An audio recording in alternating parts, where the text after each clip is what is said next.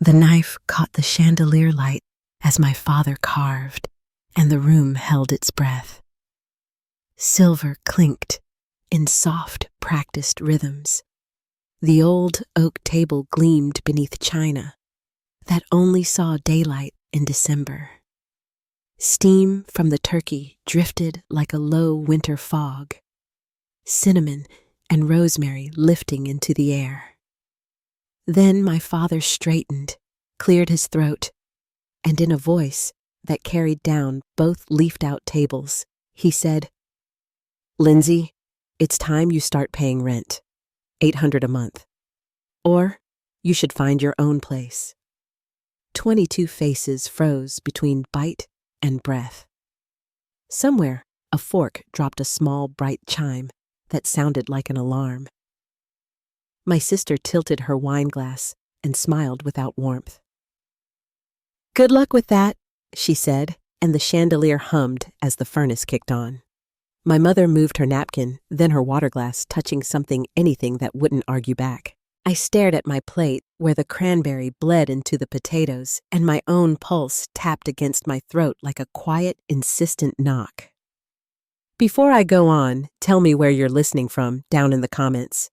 And if you've ever been put on the spot by the very people who should have had your back, tap that like button and share this with someone who'll understand. Make sure you're subscribed so you don't miss what came next. But to understand why that dinner changed everything you need to know, how we got to that table. I grew up in a house that smelled of blueprints and turpentine. Dad's rolled plans on the den credenza, Mom's watercolor pads airing on the radiator. He liked clean lines and measurable results. She loved light and how a good brush could make a sky look like it was breathing. Somewhere between those two people, I learned to make lists, pay attention, and keep the peace if it was within reach. I stayed after college, not because I was lost, but because saving made sense.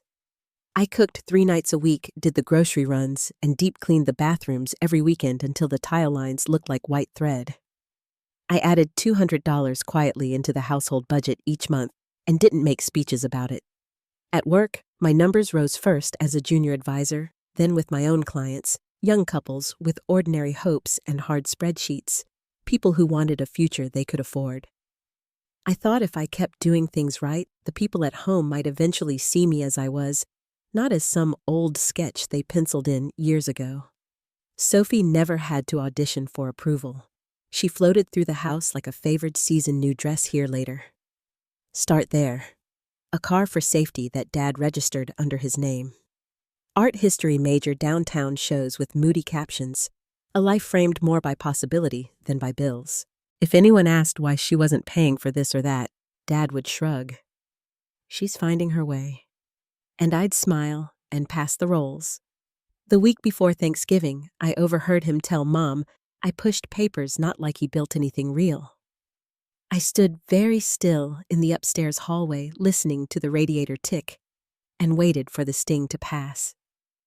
Back at the office, my boss Amelia had handed me a glass trophy that felt heavier than its size rising star etched into it like proof. At home, Dad turned it in his hands once and asked, "Did it come with a raise?" Mom said, "That's nice, honey." And Sophie swiped through her phone. I learned to celebrate at my desk with tea and the last 5 minutes of quiet before the next appointment. So, when December brought snow and porch lights and that nervous hope, the holidays always stir up, I had a plan tucked quietly in my pocket. I'd been saving 30% of every check for years, packing lunches in recycled containers, choosing sensible shoes over statements.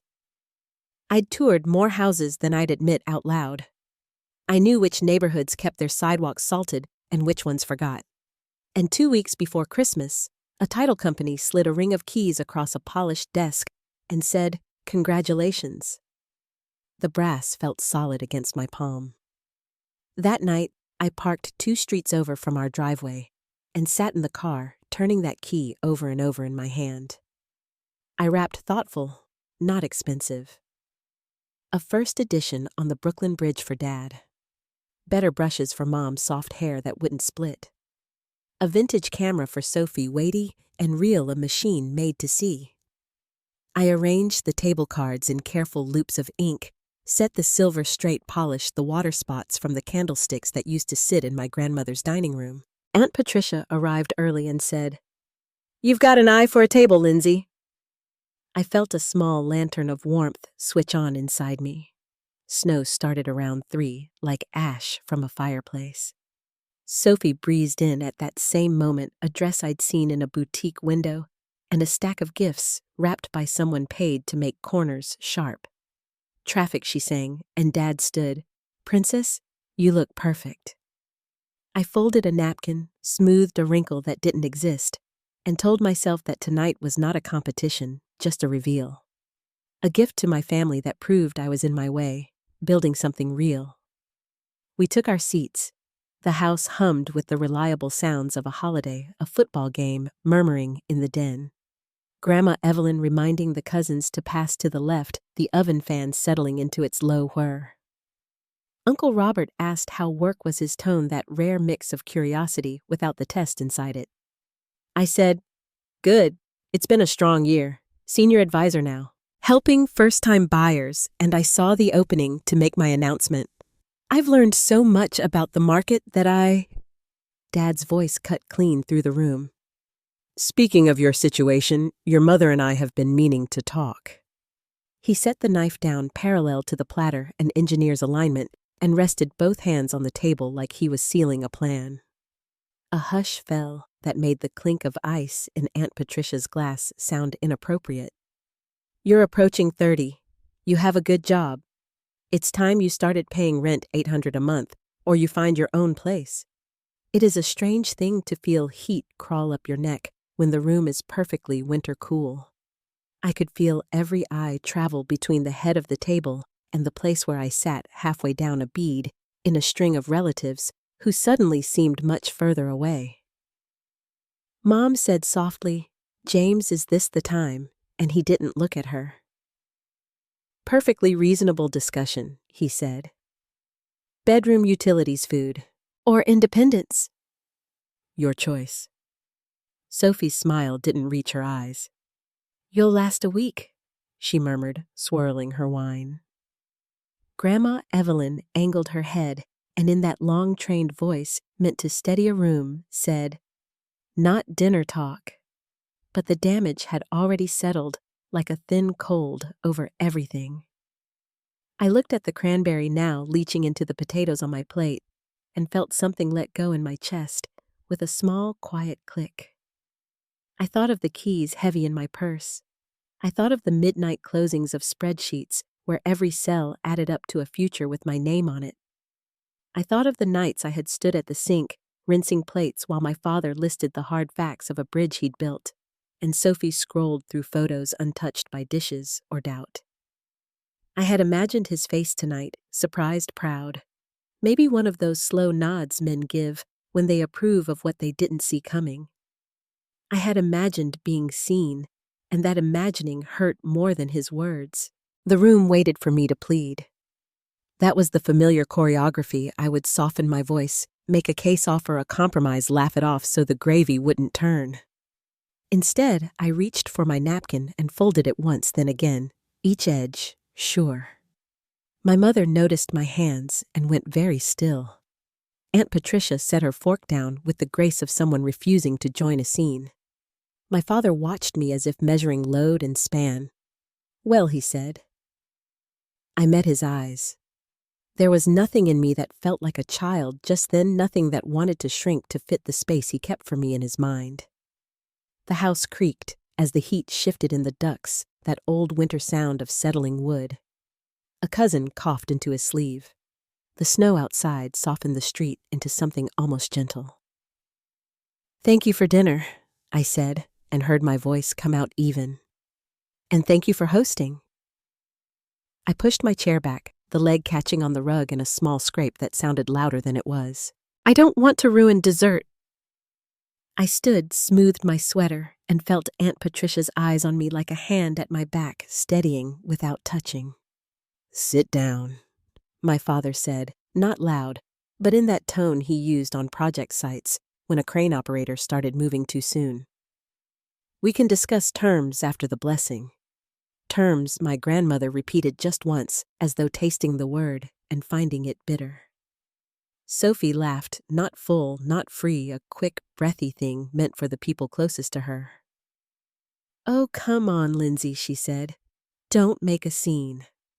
The thing about scenes is that sometimes they've already happened.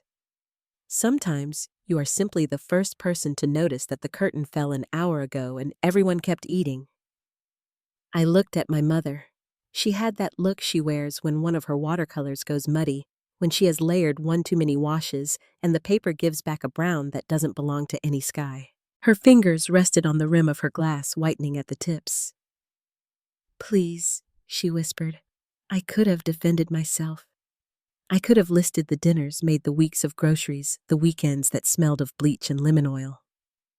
I could have pulled the keys from my purse right then and watched their faces change, let pride sweep me up and over every old, slight-used surprise like a spotlight. But something in me had shifted as plainly as a weight moved from one hand to the other. It wasn't about proving. It wasn't even about winning. It was about not standing in a place where my worth needed to be invoiced.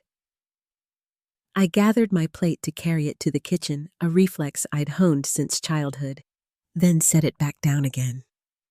The habit broke with a tiny sound of china on wood. I touched the back of my chair and let my hand stay there, feeling the smooth warmth of a piece of furniture my grandfather had restored after a flood o'clock that knew about water and time and being returned to use. "Enjoy the meal," I said, not unkindly. My father's jaw tightened. "Be reasonable." The word hung between us like fog over a river span, vague, damp, reducing visibility. Behind him, the tree lights blinked in their patient rhythm, red to gold to green, as though the house itself was keeping a different time. Somewhere in the kitchen, the oven fan wound down to silence. I turned toward the stairs. The banister was cool under my palm, polished by decades of hands, mine included.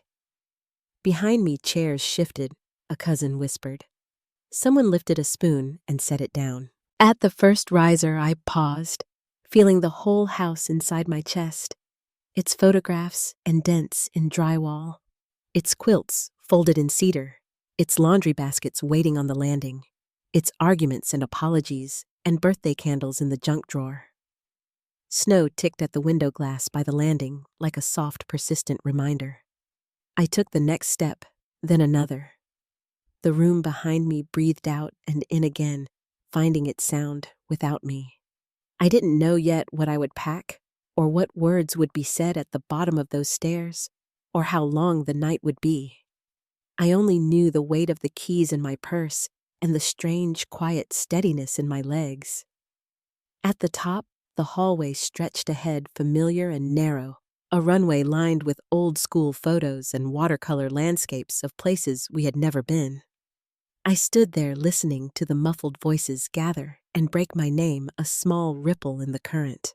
I reached for my bedroom door, felt the notch in the wood where the handle had once stuck, and let my hand fall. Downstairs, my father began the blessing over the meal, voice, even words practiced. My mother's whisper folded into his like tissue around something fragile. Sophie's laugh tripped from the dining room to the stairwell and dissolved. I closed my eyes, reached into my purse, and wrapped my fingers around the cold brass. The edge of the key pressed into my palm until it hurt, a clean, honest pain. Outside, the snow thickened, layering the world in a quieter kind of light. Inside, I breathed once deeply and made up my mind. The snow kept falling as I stood at the top of the stairs, the house breathing faintly under its weight. From below came the soft hum of conversation trying to patch itself together, words stitched over the hole I had left in the table. I listened for a heartbeat longer, then turned toward my room and closed the door behind me. The air inside was cool and faintly scented, with the lavender sachet my mother tucked in my drawers every winter. My suitcase sat where I'd left it after Thanksgiving, half under the bed. I pulled it out the wheels, leaving small trails in the carpet. Each drawer that opened seemed to sigh. I folded sweaters with careful hands, my movements quiet, deliberate. I wasn't running away. I was packing a life that had already outgrown this space. When my mother's knock came, it was so gentle, I almost missed it. "Lindsay," she said, her voice soft as fabric. "Can I come in?" She stepped into the room, eyes red, a kitchen towel still tucked into her waistband. The sight of it, her still trying to clean something, hurt more than I expected. "Your father didn't mean to embarrass you," she said. "He just thinks it's time you take more responsibility." I kept folding a sweater, smoothing its sleeves flat. "I've been responsible my whole adult life, Mom. I work 50-hour weeks. I've paid for things here you don't even know about." Her eyes darted toward the doorway as if she feared he might appear and hear that. "He's from a different generation," she said, the words sounding rehearsed. "When he was your age, he already had a mortgage and a family. When he was my age," I said quietly, "a house cost 5 times less." She looked down at her hands and said nothing. I hesitated, then took a breath. "There's something I haven't told anyone yet. I bought a house, Mom. I closed on it 2 weeks ago." Her head lifted sharply. "You what?" I turned my phone toward her, the picture glowing faintly. A small craftsman with a porch and 2 front windows like eyes. "That's it. It's mine. Every penny." Her hand came to her mouth, then fell to her chest. "Oh, Lindsay." She sat down on the bed as if her knees had given out. "Why didn't you say something? I wanted it to be a surprise," I said. "I thought Dad would be proud. I thought this would finally mean something to him." She reached for my hand. "He loves you. He just doesn't always know how to show it." I met her eyes. "That's not love, Mom. Not the kind that helps you breathe." She pressed my fingers once, then let go. "Please," she whispered, "tell him before you leave." "Not tonight," I said. "Not after that." She nodded faintly, then rose and left the room, closing the door behind her. For a long time, I just stood there, hearing the low hum of the house, the laughter downstairs already thinner than before. I finished packing in silence. By the time I carried the suitcases down, the dinner had moved on to dessert. I could hear the scrape of forks on plates, the shuffle of chairs. When I stepped into the room, all sound stopped again. My father looked up from his plate, the light from the chandelier catching on his glasses. "Where do you think you're going?" he asked, voice roughened by wine and authority. "I told you," I said. "I'm leaving." Sophie laughed under her breath. "Where are you even going to go?" I pulled on my coat, each motion steady. "Don't worry about it." My father's tone softened the shift so quick, it almost fooled me. "Lindsay, you're overreacting. We can talk tomorrow." "There's nothing to talk about," I said, reaching for my keys. "You made your position clear." He followed me to the door. "You can't just walk out on Christmas night. Be reasonable." The word again. Reasonable. It struck me like a bell. I turned back. "You could have been reasonable at dinner," I said. "You could have waited, spoken to me privately, treated me like family instead of an example." He opened his mouth, but no words came. I stepped into the cold air before he could find them.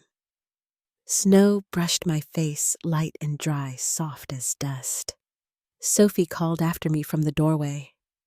"You'll be back in a week, not this time," I said. The car door shut with a hollow sound that seemed to echo far longer than it should have. The driveway was slick with frost, the streetlight painting the snow in pale amber. As I drove away, the house grew smaller in the rearview mirror until it was just a glow through the trees. I didn't cry until I reached the highway. My new house sat quiet at the end of a narrow street. The porch light was motion sensor flickering on as I pulled into the drive. Inside, the air smelled faintly of paint and cedar. The living room was bare, only hardwood and echoes. I carried my suitcases in, closed the door, and leaned against it. The silence pressed around me, heavy, but not cruel. I unrolled the air mattress I'd bought for the transition, spread the blanket, and sat cross-legged in the middle of the empty floor. My phone buzzed with messages. I ignored them all. For a while, I just listened to the faint ticking of the furnace, the quiet creak of the settling wood. Outside, the snow hissed against the windows. When I finally opened my laptop, the soft blue light made the room look like water.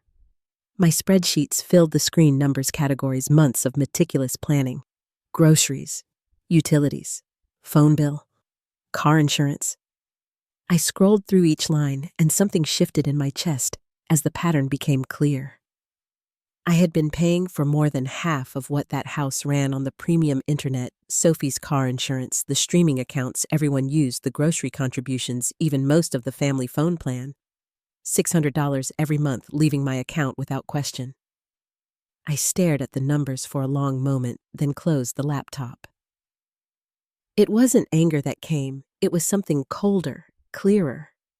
I made tea from the single box I'd brought, sat on the floor with my mug, and decided. I wouldn't send any angry messages. I wouldn't explain or justify. I would simply stop. Stop paying, stop rescuing, stop offering proof where none was needed. The next morning, sunlight caught the frost on the window pane like tiny prisms.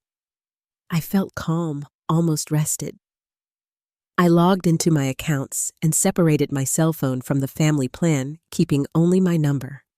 I downgraded the internet I'd been funding, canceled the streaming services, removed Sophie's car from my insurance, and ended the monthly grocery transfer. Each confirmation email landed in my inbox with a quiet sense of finality.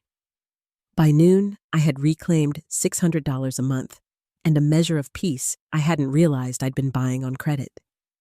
Around 3, my phone began to ring.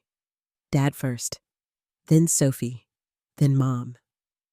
Their messages stacked one after another. My father's voice was sharp. "Is this because of last night?" "This is childish." Sophie's came next. "You can't just cancel my insurance. I can't afford my own policy right now." Mom's message was softer. "Honey, Netflix says the account was canceled. Is everything okay?" I replied to each with the same calm the cold air had given me. To Dad, I canceled the upgrade I was paying for. Basic service should be fine. To Sophie, I removed your car from my policy. You'll need to get your own coverage. To Mom, I canceled the subscriptions I was paying for. I can help you set up free alternatives if you'd like. Then I turned the phone off and set it face down. That evening, I sat on the floor again, watching the light fade through the bare windows. The house felt less empty now. Every sound, every draft belonged to me. I unpacked a few clothes into the hall closet, filled a glass of water from the new kitchen sink, and stood for a while looking at the small backyard. Nothing but snow and the shadow of a fence, but still mine. The days that followed settled into rhythm. Work, grocery runs, slowly collecting the things a home needs, a bed frame, dishes, curtains. I moved carefully, like I was learning the dimensions of a new kind of freedom. By the end of the week, the messages from home had softened. My father's tone shifted from angry to uneasy. "Your mother is worried sick. Call us." Sophie's were bitter, then pleading. "I had to ask Dad to pay for my insurance. He's furious. My mother simply said, 'I miss you.'"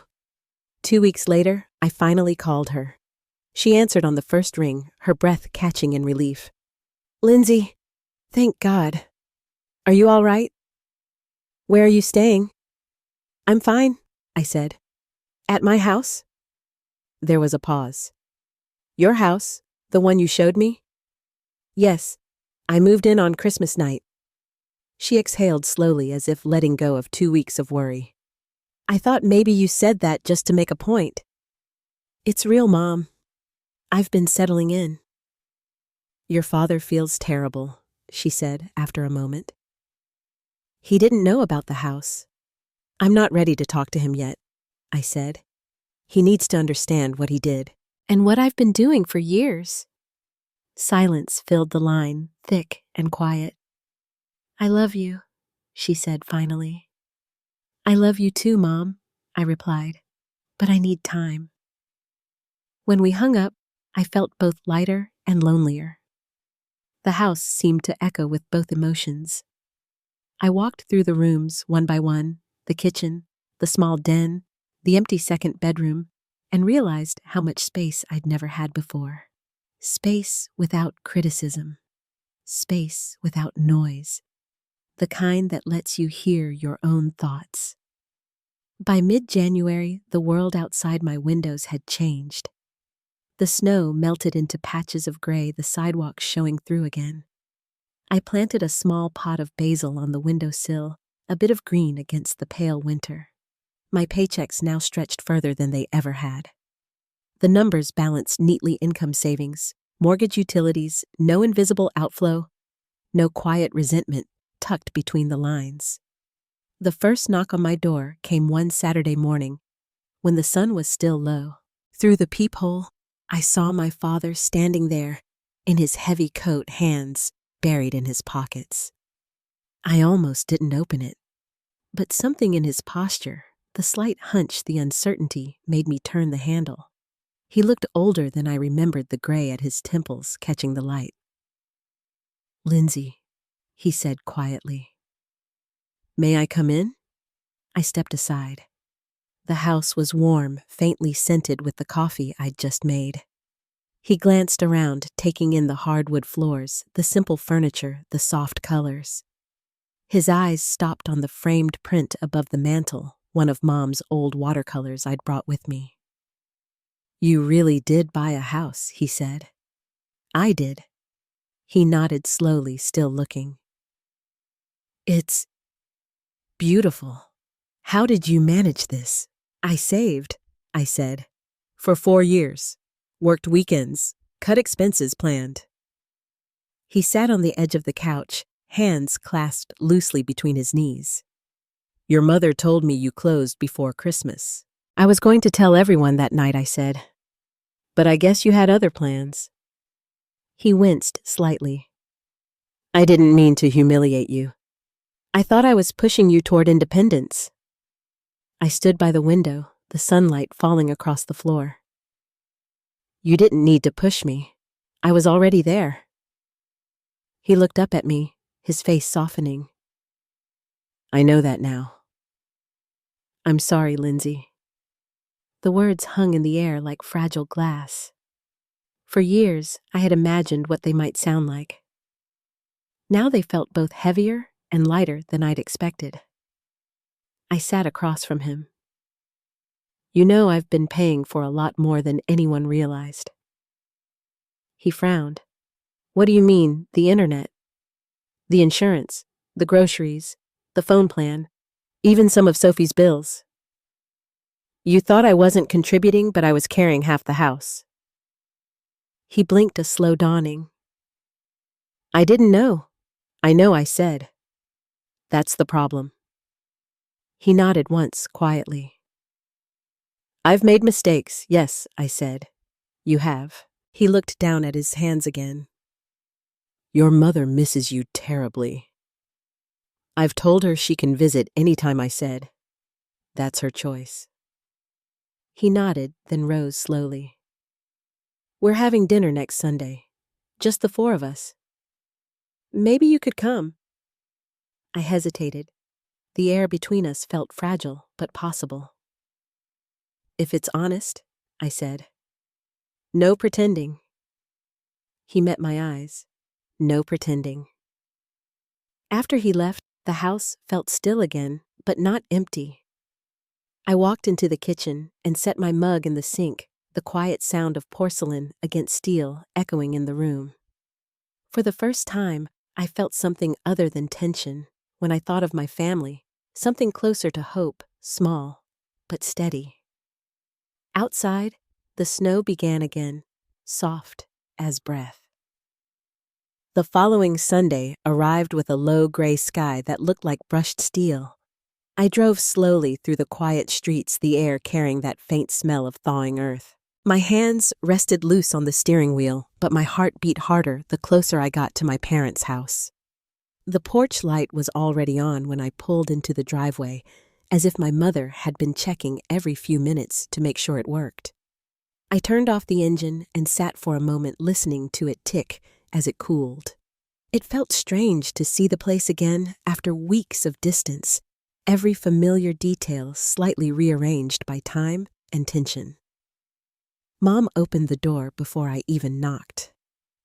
"You're early," she said, smiling too quickly. Her eyes looked tired but kind. She stepped forward and hugged me, the kind of careful embrace that tests whether old wounds will sting. I hugged her back, and for the first time in years, she didn't let go right away. Inside, the house smelled of rosemary and lemon, her comfort scents. The table was set for 4, smaller now without the clutter of cousins and uncles. My father stood by the window, hands in his pockets, watching the pale light fade across the yard. Sophie sat at the table, stirring her iced water. Her hair pulled up in a loose knot that made her look younger than 25. "Dinner's almost ready," Mom said, moving toward the kitchen. "Sit, everyone." The scrape of chairs sounded louder than it should have. I sat across from my father. The silence stretched until he finally spoke. "I appreciate you coming," he said quietly. "I thought it might be good to talk without an audience this time." "I agree," I said. He nodded once and looked down at his plate. "Your mother made roast chicken. Figured we could start simple." Sophie rolled her eyes. "Dad, it's not a peace treaty." He gave her a look that softened whatever edge she'd been reaching for. "No," he said. "But maybe it should feel like one." We ate mostly in silence at first. The clink of cutlery, the sound of the radiator clicking on. It wasn't comfortable, but it wasn't hostile either. When Mom finally broke the quiet, her voice was steady, but trembled at the edges. "Lindsay," she said, "I want to say I'm sorry for not standing up for you more often. I've been thinking about that night every day." I looked up from my plate. Her eyes were wet, but clear. "Thank you," I said. "That means more than you know." Sophie exhaled sharply. "We're really doing this, huh?" she muttered. "Family therapy without the therapist." I almost smiled. Maybe that's what we needed. Dad set down his fork. "Your sister has something she wants to say," he said, looking at Sophie in that quiet, directive way of his. She sighed, twisting her napkin between her fingers. "Look," she said, "I know I haven't exactly been the responsible one. You worked hard and I didn't notice, or maybe I didn't want to. It's easier pretending someone else has it all figured out." Her voice wavered and she blinked fast. "When you canceled the insurance, I was furious. But I guess I needed that. I've got a part-time job now. It's not glamorous, but it's mine." I studied her face, the uneasy mix of pride and embarrassment. "That's good, Soph," I said softly. "It really is." She shrugged. I had to start somewhere. The moment lingered, fragile but real. Then my father cleared his throat. "There's more I should own up to," he said. His voice carried that rough edge it took on when honesty cost him something. "I told myself I was pushing you toward independence. What I was really doing was holding on to control. It's how I was raised to believe guidance meant firmness. But it turned into judgment." He looked across the table at me. "You didn't deserve that." For a second, I couldn't speak. I watched his hands, broad, restless, the same ones that had built half the structures in this county now still. "Thank you," I said. I needed to hear that. The air shifted in the room, a slow unwinding of tension. Mom reached for the serving spoon, offering more potatoes, like that simple act could smooth what words couldn't. After dinner, we moved to the living room. The tree from Christmas was gone, but the faint ring from its stand still marked the floor. Dad poured coffee for everyone, his old ritual of hospitality. No one spoke while the cups were passed around. Finally, he said, "Your mother and I realized how much we relied on you. Not just money organization reminders, bills, the small things. The house doesn't run the same without you." I gave a small smile. "That's because I was doing more than anyone saw." He nodded, accepting it. "I see it now." For a long time, we just sat there, the four of us, in the glow of the lamp. Sophie leaned forward, elbows on her knees. "Do you ever feel like we got stuck?" she asked quietly. "Like the same arguments just recycled every year?" Mom let out a slow breath. "Yes," she said. "We kept peace by ignoring the cracks until they widened." It was strange hearing that from her. For most of my life, she had been the keeper of calm, smoothing over the rough edges no one dared to name. I reached out and touched her hand. "I know you meant well," I said, "but pretending everything was fine kept us trapped." Her eyes met mine, filled with a kind of weary understanding. "I know that now," she whispered. The clock ticked quietly on the mantel. Dad glanced at it but didn't rise. "There's no fixing years in one night," he said. "But maybe we can start something better." He looked around the room, meeting each of our eyes in turn. "I don't want another Christmas like that, ever." No one disagreed. We stayed like that for another hour, conversation slowly widening into easier things. Mom's new garden plans, Sophie's illustrations for a local coffee shop, the leaky faucet Dad finally repaired. Ordinary topics, but they felt lighter, almost like oxygen after a long climb. When I finally stood to leave, Mom walked me to the door. "Thank you for coming," she said. Her voice was low, but her smile was the first unguarded one I'd seen in months. In the car, I sat for a moment before starting the engine. Through the front window, I saw my father and sister clearing dishes together, awkward but trying. Mom stood by the sink humming a tune I didn't recognize. It wasn't resolution, not yet, but it was movement. Driving home, the streets shimmered with puddles that reflected the streetlights. My new house waited in the dark, its porch light glowing softly. Inside, it smelled faintly of paint and the cinnamon candle I'd lit that morning. I hung my coat, kicked off my shoes, and let the quiet fold around me. For the first time since that Christmas dinner, I felt something settle and understanding, that I wasn't the same person who had once begged to be seen. The calm wasn't about them changing overnight. It was about me no longer needing to chase their approval. I poured a cup of tea and carried it to the window. Outside, a thin mist drifted over the street, and the lamplight turned it to silver. Somewhere in the distance, a church bell rang the hour. I thought of my father's face when he saw my house, of my mother's trembling apology, of Sophie's hesitant honesty. Each moment had chipped away at the walls we'd built around one another. It wasn't forgiveness yet, but it was the beginning of understanding. And maybe that was enough for now. I turned off the kitchen light and walked upstairs, each step lighter than the one before. The house creaked softly, as if settling into a new rhythm with me. In the stillness, I realized that peace doesn't arrive in grand gestures or perfect endings. Sometimes it starts in a simple dinner where everyone finally tells the truth. Tomorrow, I would go back to work, meet clients, and keep building the life I'd fought for. But tonight, I allowed myself to rest in the quiet certainty that the hardest part was behind me. Outside, rain began to fall, steady cleansing and calm. Spring arrived quietly that year, sliding between late snow and early blossoms, until one morning the world outside my window was green again.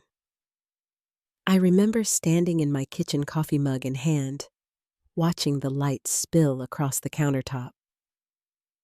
The house felt different now lived in. My furniture had arrived months earlier, each piece chosen slowly without anyone else's approval. The rooms no longer echoed. They breathed.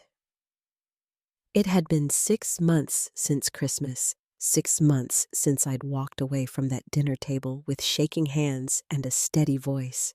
Since then, everything had shifted in small, deliberate ways.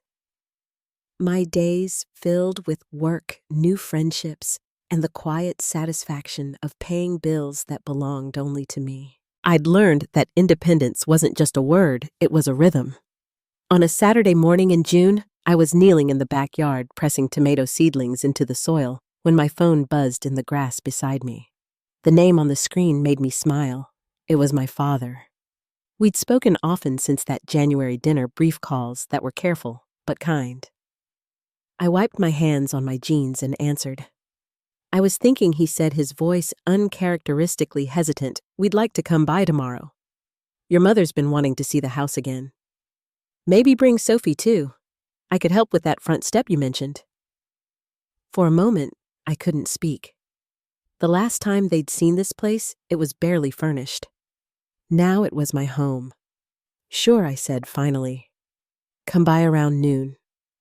When I hung up, I looked around the yard, the small raised beds, the herbs sprouting in terracotta pots, the wooden trellis I'd built by hand. I thought about how for so long I'd tried to earn belonging in their world. Now, they were walking into mine.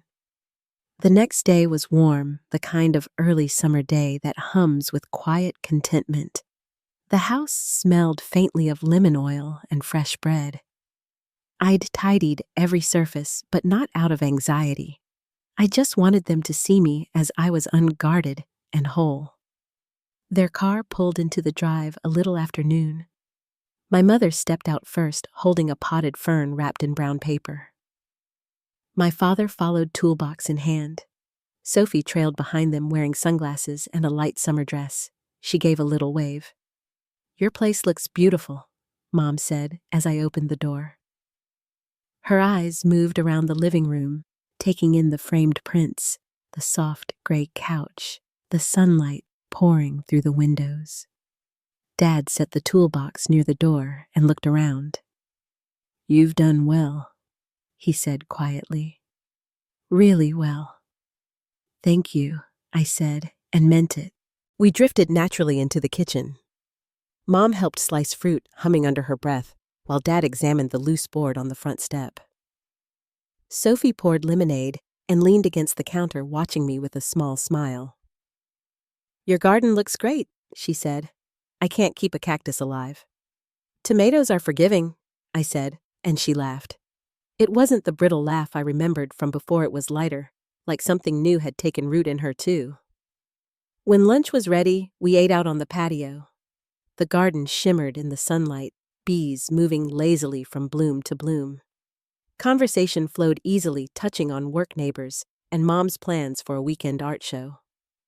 After we finished eating, Dad wiped his hands on a napkin and looked at me. Lindsay, he said, I've been thinking a lot about that night. About the way I spoke to you. He paused, the way men do when words don't come easily. You were already doing everything I hoped you'd learn to do. I just didn't see it because I was too focused on my own idea of success. I felt the weight of what he was saying, the quiet acknowledgement, not just the apology. You couldn't see it because you weren't looking, I said softly, and his eyes met mine with understanding. You're right, he said. I wasn't. Mom reached for his hand, squeezing it gently. We've all changed since Christmas, she said. It took losing your calm to help us find ours. Sophie set her glass down and exhaled. You know, she said I used to think you had it easy. Everything looked so perfect from the outside. Your job, your plans, your savings. I didn't realize how much work it took to hold all that together. When you left, I had to figure out my own way. It wasn't pretty, but it taught me a lot. I studied her face, seeing the same freckles, the same spark in her eyes, but something steadier beneath it now. I'm proud of you, I said. You found your own footing. She shrugged, smiling a little. Turns out adulting isn't an art project. Who knew? We laughed, really laughed, for the first time in a long while. Later, as the afternoon settled into gold, Dad stood and went to fix the front step. The sound of his hammer was soft, rhythmic, almost soothing. When he finished, he came back inside, wiping sweat from his forehead. Should hold for a while, he said. But if you ever need help with anything else, you know who to call. I nodded. I do, and I'll call when I need to. He smiled faintly. Fair enough. After they left, I walked out into the yard and stood for a long moment under the soft buzz of cicadas. The garden smelled of basil and warm earth. My father's repair was small, just a few nails and a solid board, but it meant more than he could have said aloud. It was permission offered and respect returned. That evening, as twilight spread across the house, I sat on the back steps with a cup of tea. Fireflies blinked in the grass, tiny lanterns floating between worlds. I thought about how change doesn't always announce itself. Sometimes it arrives quietly, like light through a clean window. In the weeks that followed, I saw my family more often short visits that ended with genuine hugs and less of the old, unspoken wait. Sophie invited me to her first art fair, a local event where she'd rented a booth to sell her illustrations. She looked nervous that morning, adjusting the prints on the display rack, fussing with the sign that read, Sophie Palmer Design. You did all this yourself, I asked, helping her tape a corner that kept peeling up. Every bit, she said, her voice proud and shy at once. I even filed taxes for the first time? It nearly broke me. I smiled. That's when you know it's real. When customers began to stop by, I stepped aside, watching her greet them with a calm professionalism I hadn't seen before. Mom and Dad arrived later, carrying a cooler of lemonade and snacks. Dad wore one of Sophie's designs on his shirt, a sketch of a mountain line printed in dark blue. Seeing it made something in my chest loosen. We spent the day there wandering through the fair, listening to the hum of local bands and the smell of kettle corn in the air. It felt ordinary, peaceful, and almost new. That night, after they'd gone home, I sat at my kitchen table scrolling through photos from the day. There was one of my father helping a boy hang his own drawing. Mom laughing beside Sophie and me, standing in the sunlight, head tilted, smiling without thinking about it. The photo captured something simple, a family in motion, no longer trapped in the same roles. I saved it to my favorites and closed my phone. As summer deepened, my garden flourished. Tomatoes ripened on the vine, and the herbs grew so thick I began sharing them with neighbors. I met people on my street, retirees, who swapped stories over fences, kids who sold lemonade from folding tables. The life I'd built felt steady, like a house with deep foundations. One evening, just after sunset, I heard my phone buzz again. It was a message from Dad family dinner next Sunday. Our turn to host. Nothing fancy, just us. I looked at the message for a while before replying. I'll be there. The next Sunday, I drove to their house as the sky turned the color of rosewood. The windows glowed warmly, and through the open door, I heard laughter. Sophie's unmistakable laugh, free and unguarded. Inside the table was smaller again, but it didn't feel empty. The air was light, scented with baked chicken and herbs. As we sat down, Dad looked around the table and said quietly, "Feels different, doesn't it?" Mom nodded. "Because we're all listening now." I looked at them, the same faces I'd once struggled so hard to please, and realized I wasn't waiting for approval anymore. I already had what I needed. Dinner passed easily with stories that overlapped and laughter that filled the corners. When it was time to leave, Mom handed me leftovers wrapped neatly in foil. Sophie hugged me twice. Dad walked me to the door. "Your step looks solid," I said, smiling. "So does yours," he answered. The porch light flickered above us, scattering soft light over the driveway. I could hear the cicadas beginning their nightly song. For a moment, everything felt balanced, the past and present, mistakes and forgiveness all folded into something quiet and real. Driving home, the night air smelled of honeysuckle and cut grass. I rolled down the window, letting it wash over me. For years, I'd chased peace like it was something other people could grant. Now I knew better. Peace had been waiting in the space where I stopped asking for permission to be myself. At home, the garden shimmered under the porch light. The tomatoes glowed red against the dark leaves. I picked one still warm from the day's sun and bit into it. It tasted like summer sweet, simple and earned. Inside, I set the leftovers in the fridge, turned off the kitchen light, and stood for a while at the window. The world outside was quiet, patient. I didn't need anything from it, not anymore. I had my house, my work, and a family that was learning finally to meet in the middle. And for the first time in my life, that was enough. Morning came softly, the kind that doesn't demand anything of you. Sunlight drifted through the kitchen blinds in thin, golden lines, gliding across the countertop, where a vase of fresh basil filled the air with its clean scent. I stood there barefoot, a mug of coffee warming my hands, listening to the quiet rhythm of the house. It had been almost a year since that Christmas dinner. A year since the last time I'd sat at my parents' table feeling small. Now, the silence around me wasn't the lonely kind, it was steady, like the calm that follows a long storm. Work had settled into its own gentle rhythm. I still helped clients plan their futures, but somewhere along the way, I'd begun speaking differently, slower, more patient, less afraid of being unheard. People trusted me, not because I talked numbers, but because I listened. My mentor, Amelia, liked to say I carried a calm that made people believe in possibility. I think she was right. That calm had taken root here in this little house, with its uneven floors and blooming garden. It wasn't perfect, nothing ever is, but it was mine.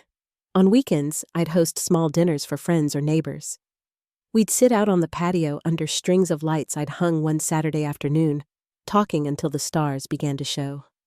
Sometimes, when the night grew still, I'd catch myself glancing at the empty chair beside me, thinking of my father. Not with anger anymore, just quiet acceptance. He and I were still learning how to meet as equals.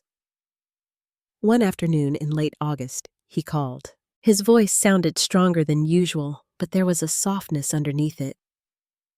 "I finished restoring that old deck chair you liked," he said. "Thought maybe it belonged in your garden." I smiled into the phone. "Bring it by whenever you want." He arrived 2 days later with the chair tied neatly in the back of his truck. The wood gleamed from fresh polish, the grain catching sunlight like honey. He carried it to the yard and set it down beneath the maple tree right beside my herbs. "Still sturdy," he said, brushing sawdust from his sleeve. "It's beautiful," I told him. "You didn't have to do that." "I wanted to," he said, his eyes following the sunlight across the fence. "You remind me of that tree, you know. Took a while to find its roots, but once it did, nothing could shake it." I didn't reply right away. The compliment wasn't something he'd said to fill silence. It carried weight. I nodded, and for a long moment, We stood there side by side, not needing more words. Mom and Sophie came later that evening, bringing pie from the bakery near their house. We ate out, back the air soft and sweet, with the smell of summer fading into fall. My mother looked relaxed, wearing paint on her hands again from her watercolor classes. Sophie talked about her growing list of clients, her voice steady, her laughter easier. When the sun dipped behind the trees, my father looked around the yard and said almost to himself, "You built a good life here." I smiled. "I built it for me, not for anyone else." He nodded. "That's what makes it good." As twilight deepened, fireflies began to appear in the garden. Mom leaned back in her chair, closing her eyes, as a warm breeze passed through. "Feels like peace," she said softly. "It does," I agreed. They stayed until the air cooled and the first stars began to scatter across the sky. When they finally left, my father lingered a moment by the car. "You know," he said, "I still think about that night sometimes. I wish I could take it back." I know I said, but maybe we needed it. Sometimes things have to break before they can change.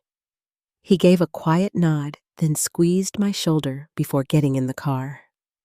The headlights swept across the yard as they drove away, catching the edges of the garden where everything I'd planted had grown tall and wild. Inside, the house was dim, except for the soft glow of the lamp near the couch. I walked through each room, my fingers brushing the backs of chairs, the cool curve of the doorknob, the framed photographs lining the hallway. There was one of my parents on the porch, another of Sophie at her art booth, and one of all four of us from early summer, taken in my backyard. In it, my father's hand rests lightly on my shoulder. Mom's head tilted against his arm. Sophie laughing mid-sentence. It wasn't a perfect picture, but it was honest, and that honesty felt like peace. Weeks slipped into September. The air grew crisp, and mornings carried the faint scent of wood smoke. I took early walks before work, the neighborhood quiet, except for the sound of leaves crunching under my shoes. The sky often blushed pale pink before the sun broke through, and each time I thought about how many mornings I'd missed before this, too focused on proving myself to notice the day beginning. Now I noticed everything: the warmth of a mug in my hands, the hum of a kettle, the way light caught on dew across my garden. There was no grand revelation, no single moment of transformation, just small, steady gratitude. One evening, Sophie called while I was making dinner. Guess what she said? Excitement filling her voice. My designs got picked up by a small boutique downtown. They want me to do their seasonal line. "That's amazing," I said, smiling as I stirred the pot on the stove. "You worked for it, Soph. You deserve it." She hesitated, then added, "You know, I couldn't have done it without you showing me how to start over." I leaned against the counter, letting the words settle. "You did that part on your own," I said. "I just stepped out of your way." She laughed softly. "Maybe we both learned how to do that." When the call ended, I set the phone down and stood in the quiet kitchen, a slow warmth spreading through me. Growth had come to all of us, not quickly, not neatly, but in real ways. That night, I ate dinner out on the patio alone, but content. The sun slipped lower, painting the sky in shades of amber and rose. The maple leaves rustled, and the repaired step creaked under my foot as I shifted my chair. My father's craftsmanship held firm. For a while, I just sat there listening to the faint hum of cicadas, the world easing into another season. Every choice I'd made, the savings, the silence, the leaving, had led me here to this quiet, steady life that no one could take from me. Peace, I realized, wasn't something I'd found in their forgiveness. It had bloomed the moment I stopped asking for permission to keep it. The evening air cooled, carrying the scent of rain from somewhere beyond the hills. I watched the last of the light fade and felt something inside me loosen an old ache, finally letting go. I stayed there until the first drops fell soft against the table, darkening the wood. The world smelled clean again, as if the earth itself was breathing out. I gathered my dishes, locked the door, and turned off the lights, leaving only the warm glow of the porch behind me. Standing in that doorway, I thought of the girl who once sat at her parents' table waiting for approval that never came. And then of the woman she became, the one who built her own table, her own peace, and a life steady enough to stand on. Some wounds don't fade because we forgive. They fade because we finally stop carrying them. If this story spoke to you, tell me where you're listening from. I'd love to know. And if you've ever had to build your own kind of peace, share this with someone who needs to hear that it's possible. Thank you for listening, and remember, real strength isn't loud. Sometimes it sounds like silence after a storm,